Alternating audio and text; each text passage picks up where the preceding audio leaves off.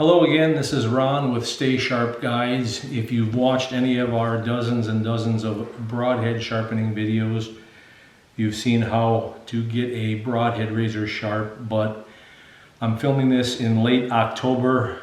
A lot of people have shot deer, getting ready to butcher deer, and I'm getting call after call. When are you going to make a knife sharpening guide? We make 10 different broadhead sharpening guides, but we don't make a knife sharpening guide because it's really simple. And every knife is different. There's thick spined back knives and thinner knives, fillet knives. There's so many knives. And hand sharpening is a skill every hunter should know. And if you've watched any knife sharpening videos on YouTube, you'll know that buying the equipment that a lot of folks recommend is very expensive. Shapdown stones and certain plates. I mean, you can spend $50 or more per stone or plate.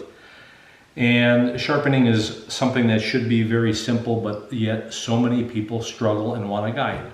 So that's why I'm putting this video together. I've got a few knives I need to sharpen for a doe my son shot, and I want to make some sliced jerky.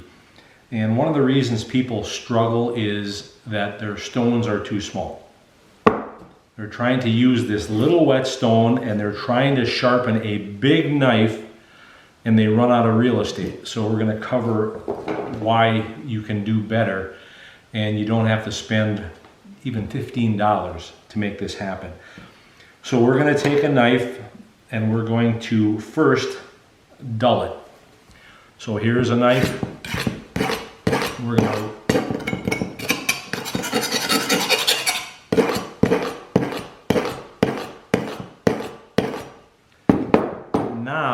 we're going to see how sharp it is. If you've watched our videos, you've watched me use this device, and it measures the grams of force that it takes to cut this filament. As I push down, the weight of the scale goes up. So let's see how dull we have made this knife.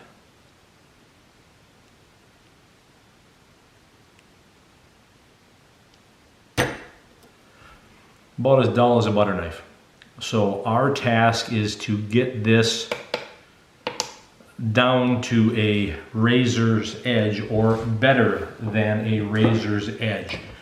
And the way to do this, like I said, won't cost much money. All you need is a 2x4, your dull knife, a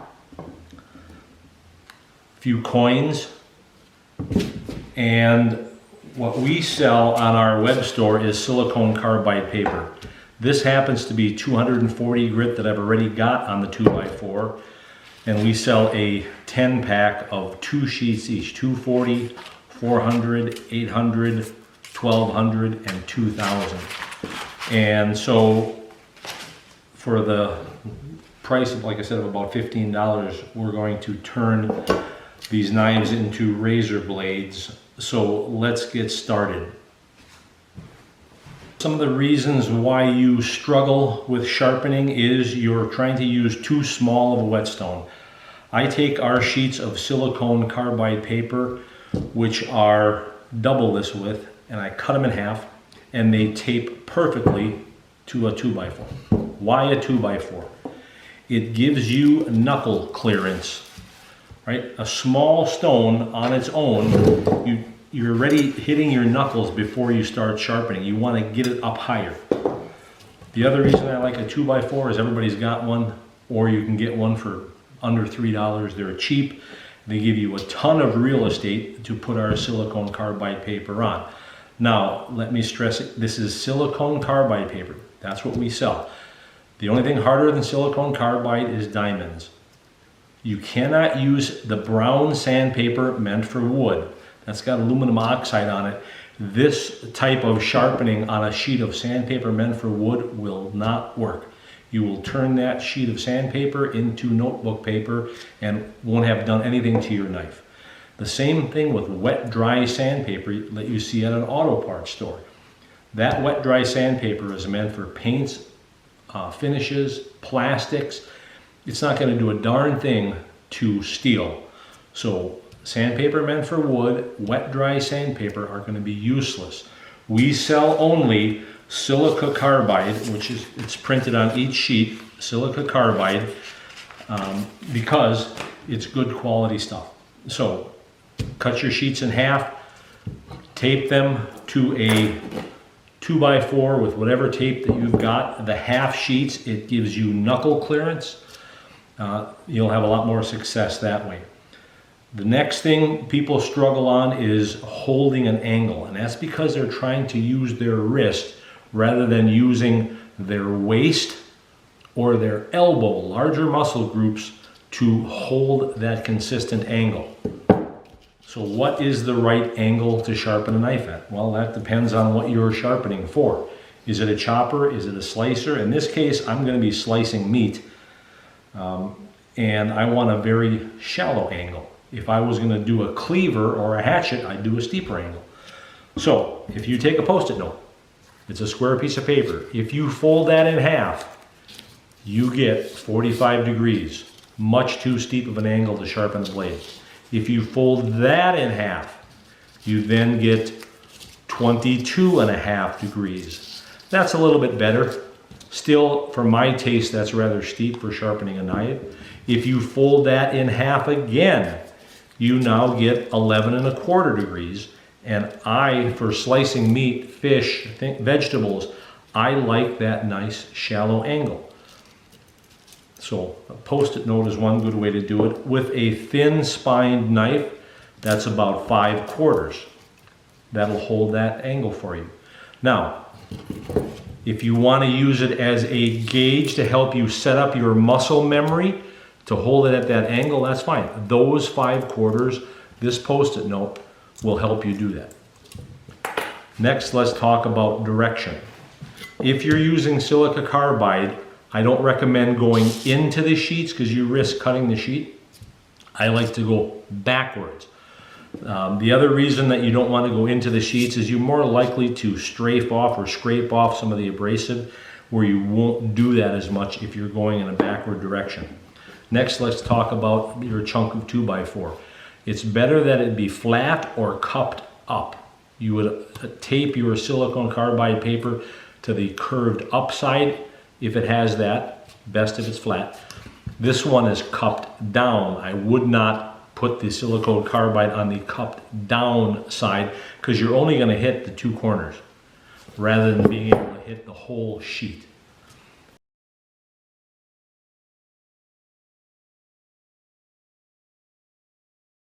So next we're going to cover actually sharpening the blade. All right, with your knife at your preferred angle, whether it be 5/4, 6/4, 4/4, whatever degree you set at, you want to lock your wrist and use your elbow or your waist to do your sharpening. Now you're going to sharpen on one side and one side only until you've reached a burr, the apex of the other side. Now this knife was pretty dull, but I'm using 240 grit. And I'm going to keep sharpening on this side until I've reached an apex, and that is when I can hook my fingernail on a burr on the other side of the blade. The burr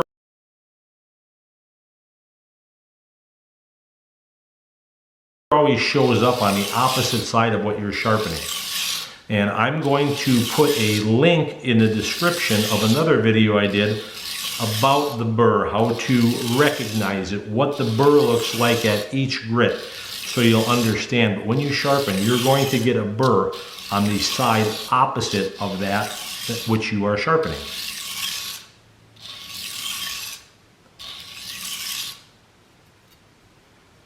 All right, so I can hook my fingernail on that burr. Now I'm going to come back to this side, and I'm going to sharpen the other side until I've erased that burr and created a second burr. When I've achieved two burrs at 240 grit, I'm going to then remove the 240 grit silicone carbide paper from this 2x4 and tape on 400. And I'll repeat this process. 240, 400, 800, 1200, 2500 grit is what we have these packs of the silicone carbide paper at. Now I'm going to go back, make sure I get rid of that burr. The most important burr that you create is your 240 grit burr. That is your foundation for success. If you don't get a burr at 240, you're just wrecking silicone carbide sheets at 400 and all the other grits, hoping that you can get a burr when 240 is where all of your success happens. Spend all of your time at 240. All right, so I can already tell that's going to be a lot sharper. At this point, I can switch to 400 grit, so I'll switch that out. So now we've got 400 grit again. We will do the same process. If you struggle to hold your edge, you can use your thumb, right? Pinch your thumb on the back and let that be your angle holding guide.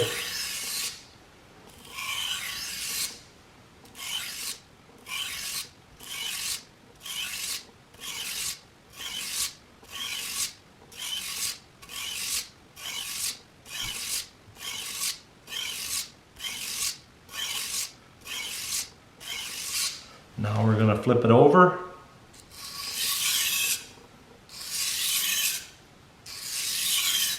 And don't push down hard. There's no need to push down hard. You aren't going to remove more metal by pushing down hard. Let the abrasives do the work for you.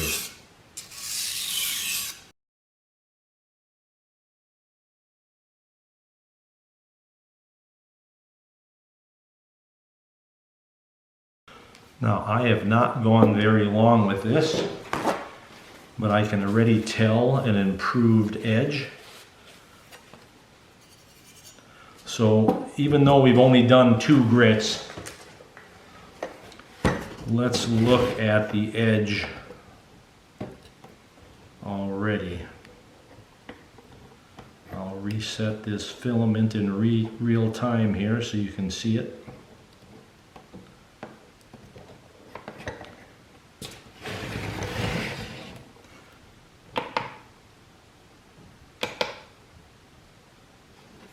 And let's see what we've done so far. We were pretty high before. So we've cut that force required in half. So we're going to keep going. I'm not going to show you all the grits just for the sake of the length of the video.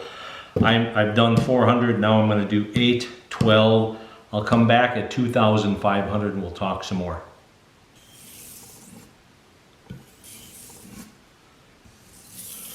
All right, so to save time, I'm already at 2,500 grit on the silicone carbide paper. And I'm to the point where I've got a burr on one side, so I flipped it. Got a burr on the other side, so I flipped it. And now I'm doing alternate burr breaking steps where I'm doing just one stroke on the side.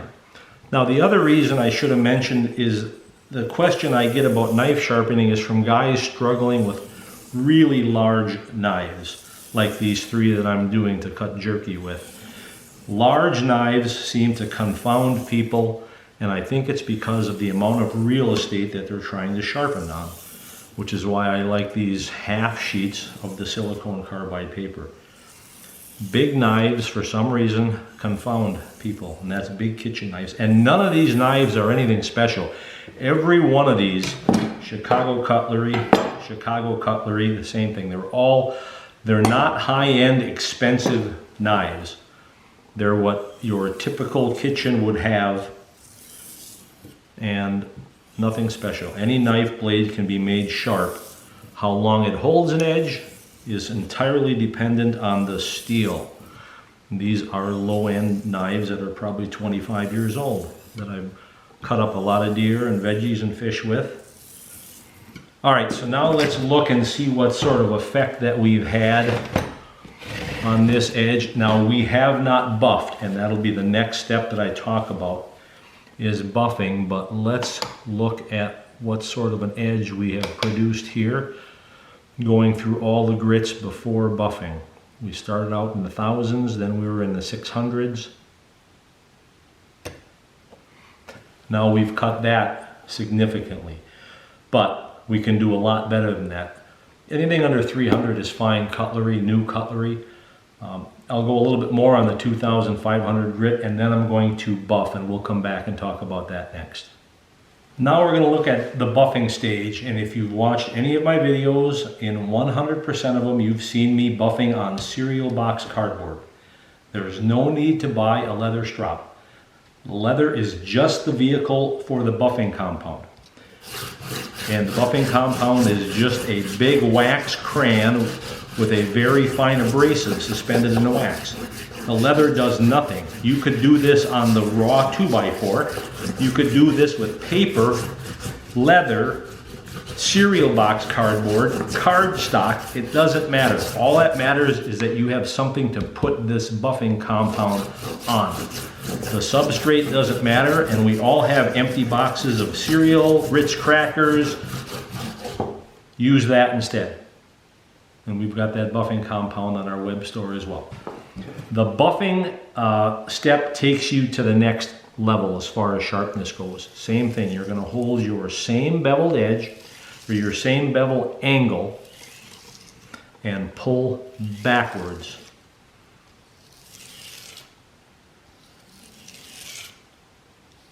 Always go backwards on buffing, because if you go forward, you'll just scrape off the buffing compound and you may risk cutting the cardboard. You cannot overdo this step. This is a super important step because the burr at buffing is really microscopic. You won't feel it. It's that small. You really won't see it except for under a high-powered microscope. And before we do the final sharpness tests, I'm going to put this blade under a high-powered electron microscope and show you what a buffed edge looks like. I want to do alternating strokes here because I'm breaking off that burr. A burr is very much like a paperclip. You can bend it back and forth only so many times before it breaks off. And when that burr breaks off, that apex is at its sharpest.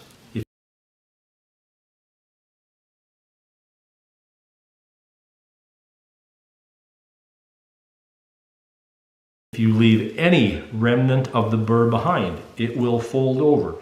So the burr is on the opposite side. If the burr folds over and you don't get rid of it, you're trying to cut on this rounded off piece of metal.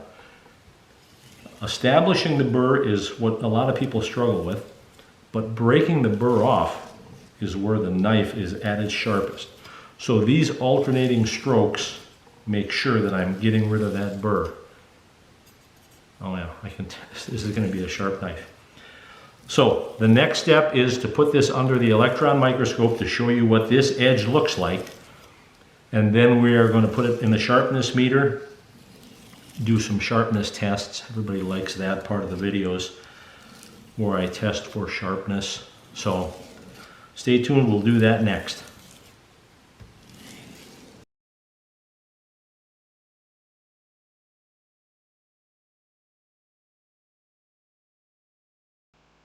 Here we are looking at the edge after buffing. I'll try to make it as clear as possible or in focus as possible. You can see how much improved that edge is after buffing. Buffing takes you to the next level. It gets rid of any burrs. You saw in the prior picture those jagged edges. That's burr. And that is dullness. Here you'll see no burr whatsoever. It's a sharp edge.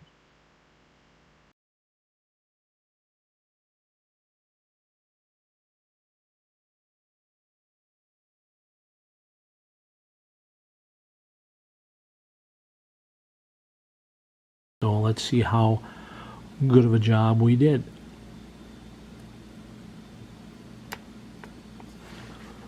"46 grams of force." So if you saw the chart, 300 was new cutlery, razor blades were about 100. that came out very sharp using just a 2x4, some silicone carbide paper, and some buffing compound. You don't need to spend a lot of money to get knives sharp, but not everybody has one of these devices. So I'm going to do some other popular tests that people like to use to test the degree of sharpness or how effective they were at getting their blade sharp. So let's look at some of those. So the popular test that most people use is, will it slice paper? Now, a semi-sharp knife will, with proper technique. It should be quiet, right? If you've done a really good job, it should slice newsprint pretty easy. If it's sharp, it should be able to go through something like paper toweling, right? A really sharp knife should do that.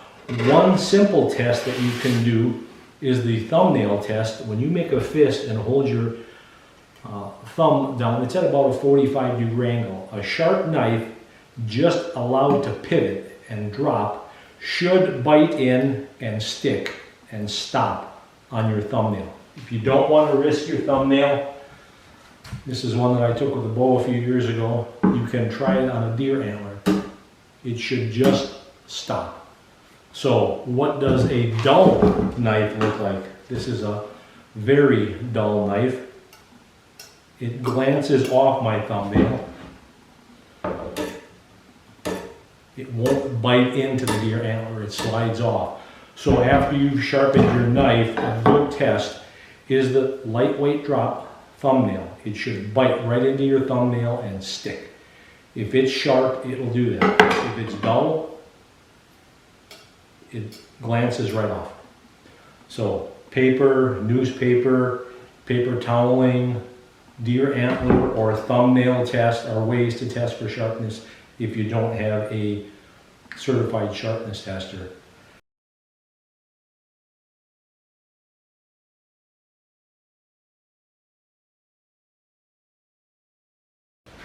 I moved outside for this sharpness test because it's messy. If you've ever watched any cutting competition on YouTube, and I'll link a video to a good one in the description. Guys build some massive knives and they go around the course cutting things. And one of them is a series of water bottles where they wind up and they swing for the fences, trying to cut water bottles. But if their knife was truly sharp, wouldn't they just go and cut it off like that?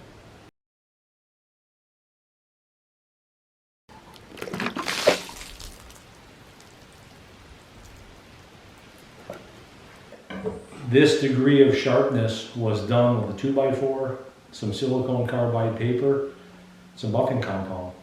It's incredibly simple to do, which is why we haven't come up with a knife sharpener yet that stays sharp. It's a skill every hunter should learn, so I hope you picked up something from that. Thanks for watching.